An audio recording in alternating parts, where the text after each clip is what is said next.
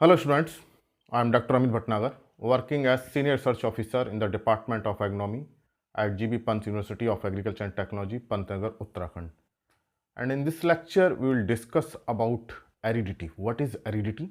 What is aridity index? What is the importance of this aridity index? And how aridity is different from drought? क्या difference है aridity और drought में? और aridity का क्या मतलब होता है, इसको हम डिस्कस करेंगे. And this lecture is in the series of dry land agriculture. इसके लेक्चर्स मैं अपलोड कर रहा हूँ रनफेड एग्रीकल्चर की एक प्लेलिस्ट में. आप उन लेक्चर्स को कंटिन्यूटी से देखिए, बहुत इंपॉर्टेंट लेक्चर्स हैं and generally questions are asked from this section. So this aridity is very important when we talk about dry land agriculture. Actually, aridity is dryness. Aridity indicates dryness of a region, and it is characterized or it is helpful for characterization of climate. तो when we talk about aridity, जब भी हम aridity की बात करते हैं तो aridity से हमें पता चलता है dryness of a locality, of a region, of a climate, कि कितना सूखा है. तो aridity in general indicates dryness. But if we talk about scientifically, what is dryness?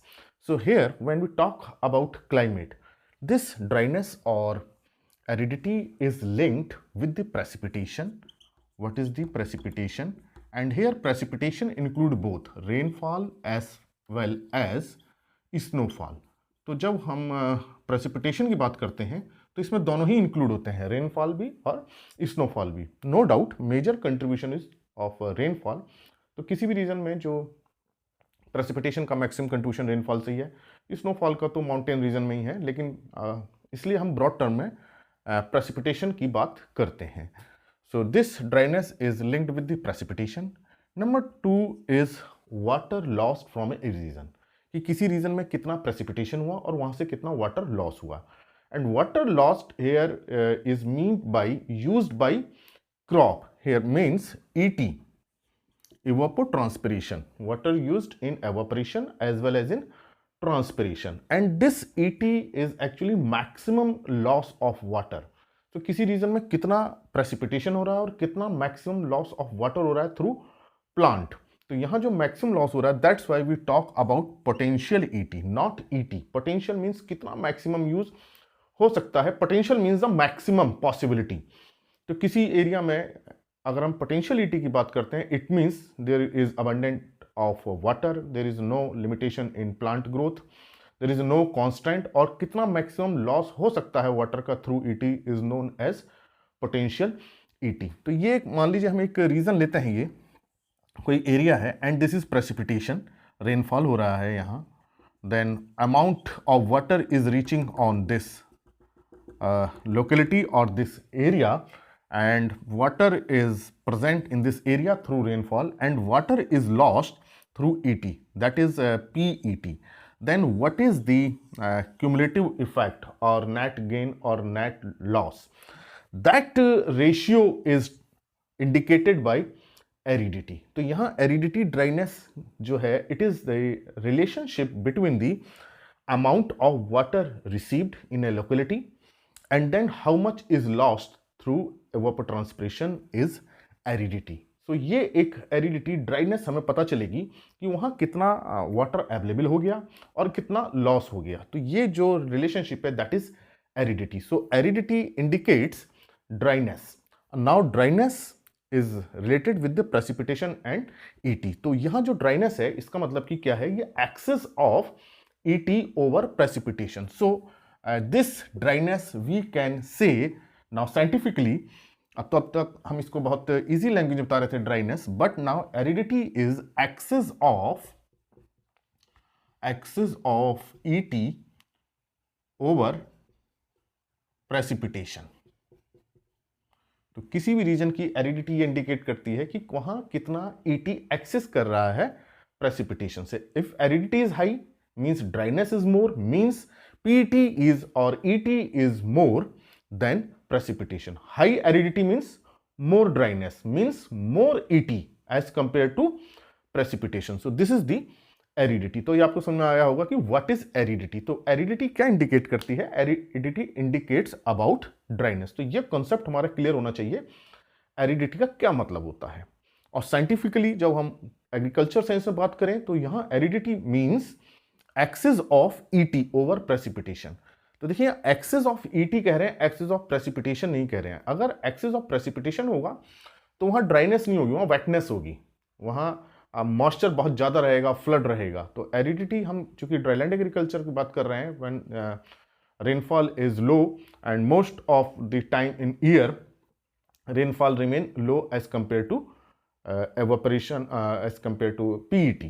तो यहाँ जो एरिडिटी है ड्राईलैंड एग्रीकल्चर में या रेनफेड एग्रीकल्चर में, इट मीन्स इंडिकेट, फिर से समझ लीजिए इसको, aridity indicate dryness means excess of evaporation और ET evapotranspiration over precipitation. So two factors are very important in deciding aridity, कि वहां कितना precipitation है नंबर वन, नंबर टू वहां की पीईटी कितनी है, and this PET depends on many factors. देखिए precipitation depends on monsoon rain, monsoon rains भी कई उस पर डिपेंड करेगा, जोग्राफिकल लोकेशन क्या है, सी से कितना डिस्टेंस है। तो ये एक रेनफॉल के करेक्टरिस्टिक्स हैं जो अपनी कंट्री में डिसाइड करते हैं रेनफॉल के पैटर्न को। And this PET depends upon वहाँ का टेम्परेचर कितना है, temperature is high then evapotranspiration will be more. What is soil characteristics, if soil storage capacity is more then PET chances are very less. तो वहाँ जो PET evapotranspiration हो रहा है ये भी उसके जोग्राफिकल जो कंडीशंस हैं उस पर डिपेंड करेगा, सोलर रेडिएशन कितना आ रहा है, वेजिटेशन कितना है, उस पर बहुत चीज़ों पे डिपेंड करता है पीईटी। तो there are so many factors which affect the amount of rainfall. Number one, precipitation. Number two, PET. Particularly temperature and vegetation are two important factors which decide this PET potential evapotranspiration. So यहाँ potential का मतलब समझ लीजिए maximum कितना loss हो सकता है water का अगर वहाँ पे कोई कांस्टेंट नहीं है, then it is termed as potentiality. तो ये दो फैक्टर होते हैं जो डिसाइड करते हैं aridity, and this aridity is very important in classification of climate. तो अगर एरिडिटी ज़्यादा है तो वहाँ देखिए क्लाइमेट का ड्राइनेस ज़्यादा होगी, एरिडिटी कम है तो इसका मतलब वहाँ मॉइस्चर ज़्यादा रहेगा as compare to dry region. तो this aridity is very important in classification of climate. Now aridity index is used in classification of climate. So aridity index. Now we have discussed about aridity, then aridity index. देखिए aridity index को कई scientist ने कई फार्मूले से दिया है, और लेकिन जो यूनाइटेड नेशन इन्वायरमेंट प्रोग्राम है, according to United Nation Environment Programme, aridity index is equal to precipitation divided by potential ET. So this is the ratio between precipitation and PET. और हालांकि बहुत साइंटिस्ट ने अलग अलग दिया है, तो लेकिन जो that is used, mostly used in the world is given by United Nation Environment Program. And according to this AI, there are different value that categorize the climate. And this value of this PET may be less than 0.05, then 0.05 to 0.2, then 0.2 to 0.5, then 0.5 to 0.65, then 0.65 to 0.75, and more than 0.75. So these may be a different categorization of AI, and based on this the different type of climate are, this is hyper arid. So this question may be asked in examination, it is very important and it is given by UNEP. इसको याद रखें क्योंकि हर scientist ने अलग अलग aridity index को classify किया, लेकिन जो वर्ल्ड में एक्सेप्टेड है that is by UNEP। And if aridity is less than 0.05, मतलब ये जो ratio if less than 0.05, then that climate is considered as hyper arid. तो अब आप समझ गए होंगे कि हाइपर एरिड क्लाइमेट कहाँ होगा, जहां P और PET का ratio is less than 0.05।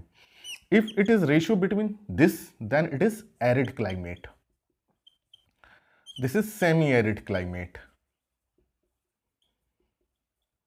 and this is dry subhumid climate,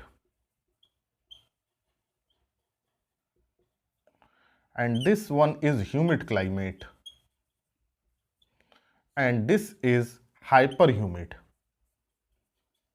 So these are different categories of climate, and generally these two and these four are considered under dry land agriculture, and humid and perhumid are not considered under dry land agriculture. So this is the categorization of climate based on aridity index. अब देखिए, अगर हम aridity index के फार्मूले को देखें तो मैं अभी बताया, मैंने कई जगह अलग अलग दिया है, और जो आईसीआर की जो बुक है agronomic terminology published by IC Indian Society of Agronomy, in this book the aridity index formula is given as number of rainy days in a year multiplied by mean precipitation per day, mean rainfall per day, we can say mean rainfall per day, and this whole is divided by temperature plus 10. तो यहां देखिए number of rainy days multiplied by mean rainfall per day, तो क्या हो गया, ये rainfall average rainfall हो गया, तो ये mean annual rainfall divided by temperature plus 10.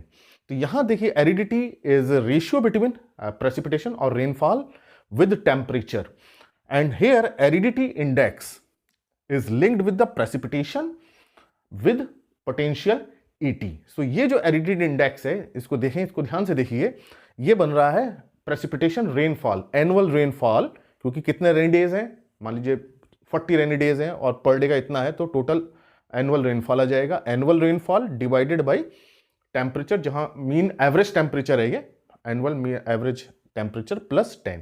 तो this is the relation between the precipitation and temperature, and this is the relation between precipitation and potential ET. तो ये एवरेज एनुअल प्रेसिपिटेशन है, this is average annual precipitation and average annual PET, and both are in millimetre और centimetre. अगर हम दोनों को calculate करेंगे तो सेम यूनिट में रखना पड़ेगा. इन जनरल मिलीमीटर में यूज करते हैं प्रेसिपिटेशन एंड evapotranspiration. तो यहाँ जो वैल्यू रहेंगी मिलीमीटर में कंसिडर की जाती हैं. तो this is another formula of aridity index, but this index is not widely used, and this index is generally used to classify different type of vegetation, and this is used to classify different type of climate. So this is about the aridity index, and this is widely used worldwide, that is given by United Nations Environment Program. इसको ध्यान रखिए, P divided by PET. So this was about the aridity and aridity index. So aridity is dryness of a region, or it is used to classify a climate. So aridity index is used to classify a climate, whether it is a hyper arid or arid, semi arid or subhumid, humid or hyper humid. तो जैसे जैसे aridity की value कम होती जाएगी, इसको हम dryness reason कम होता, dryness बढ़ रहा है, तो वो एरिड एनवायरनमेंट की तरफ चलेगा. और जैसे जैसे aridity index value increases, it means वहां प्रेसिपिटेशन बढ़ रहा है, तो ह्यूमिडिटी की तरफ या ह्यूमिड एनवायरनमेंट की तरफ इंक्रीज करेगा. तो इस तरह के क्वेश्चन पूछे जा सकते हैं एग्जामिनेशंस में. तो ये हमको पता होना चाहिए कि how aridity index is helpful in characterisation of climate. Now another question is what is the difference between aridity and drought. So ये ऐसा लगता है कि ये दोनों सिमिलर टर्म्स हैं, क्योंकि aridity indicates dryness and drought also indicate dry period. But there is a difference between aridity and drought. Aridity is useful or to characterize the climate. It is a permanent feature. When we talk about aridity is a permanent feature. किसी reason के लिए जो aridity होती है that is permanent and it is not change over a 10 year or 30 year. It is long average period and it is permanent feature and used to classify a climate. तो किसी reason का जो climate होता है वो change नहीं होता है ईयर टू ईयर, वो परमानेंट प्रॉपर्टी होती है. तो aridity is a permanent feature which is used to classify a climate. But drought is temporary. It is a dry period. It is a period, dry period, and it is temporary and it occur in a season. तो drought जो है season में आता है, 10 दिन का drought, 20 दिन का ड्राउट या 30 दिन का ड्राउट. तो ड्राउट तो सीजन में आते हैं जो वेदर कंडीशन को बताता है, लेकिन जो एरिडिटी है वो क्लाइमेट को बताती है. तो drought is related with the weather condition while this aridity is linked with the climatic condition. तो ड्राउट तो किसी सीजन में आ भी सकता है और नहीं भी आ सकता है. रेनफॉल अच्छी होगी तो ड्राउट नहीं आएगा, रेनफॉल अगर कम हो रही है, ड्राई स्पेल है, तो ड्राउट की possibility is more. But aridity is fixed. कोई क्लाइमेट अगर एरिड है या सेमी एरिड है तो सेमी एरिड ही रहेगा, चाहे उसमें अब रेनफॉल कम हो या ज्यादा हो, because this characterization is based over a long period of time. While drought vary season to season and dry spell पे डिपेंड करता है कि कभी हो भी सकता है और कभी नहीं भी हो सकता. So this is the difference between aridity and drought. तो aridity is a permanent feature of a climate. और देखिए क्लाइमेट क्या होता है, बहुत लॉन्ग एवरेज पे निकाला जाता है और चेंज नहीं होता है. वेदर क्या होता है, डे टू डे कंडीशन कि आज कितना रेनफॉल हुआ, कितनी सनलाइट आई, कितनी विंड स्पीड हुई, ये वेदर होती है. तो वेदर जो है डे बाई डे होता है, but climate is permanent feature, और जो इसका कैटरेशन होता है over a long period of time होता है. तो किसी रीजन का क्लाइमेट चेंज नहीं होता है, लेकिन weather condition day by day change होती है. So this is the difference between aridity and drought. अब ड्राउट भी कई तरह के होते हैं, उसको बाद में डिस्कस करेंगे. तो यहाँ main concern is what is the difference between aridity and drought. Both indicate the dryness, but aridity indicate dryness of a climate, which is helpful in characterization of climate, while drought is a dry period and it is a temporary, not a permanent. So this is the about aridity index and difference between aridity and drought. तो ये आपको समझ में आ गया होगा कि aridity index how is helpful in characterization of climate. फिर से इसको जान लीजिए, ये यूनाइटेड नेशन एनवायरनमेंट प्रोग्राम का दिया हुआ फार्मूला है और वो एग्नोमिक टर्मिनोलॉजी में दिया है. And this aridity index is generally used to classify the vegetation. उसका बहुत ज़्यादा यूज़ नहीं है, इसी का मेनली यूज़ होता है जो UNEP ने दिया है. और एरिडिटी को हम ड्राउट नहीं कह सकते हैं. There is a difference between aridity and drought. Aridity को हम यूज़ कर रहे हैं क्लाइमेट कैरेक्टराइजेशन में कि वेदर इट इज़ एरिड और सेमी एरिड, और ड्राउट जो है ड्राई स्पेल है, 10 दिन का, जैसे मैंने बताया, बीच में आ सकता है, वेदर कंडीशन पे करता है, सीजन टू सीजन वेरी करता है. तो this was about the aridity and drought. अगर ये लेक्चर आपको अच्छा लगा हो तो लाइक करें, और चैनल अगर सब्सक्राइब नहीं किया हो तो सब्सक्राइब करें. Thank you very much.